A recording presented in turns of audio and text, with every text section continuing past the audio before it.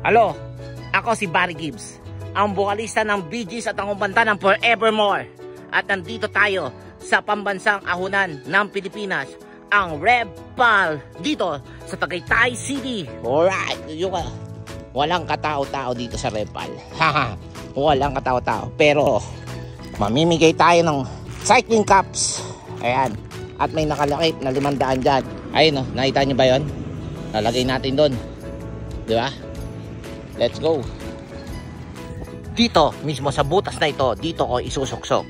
Isusuksok natin siya. Okay. Tatakpan natin siya na ang sting. Ayan. Pag kayong maingay na nilagay ko dyan, ang 500 pesos na may cycling cups ni Tito Wang. Alright.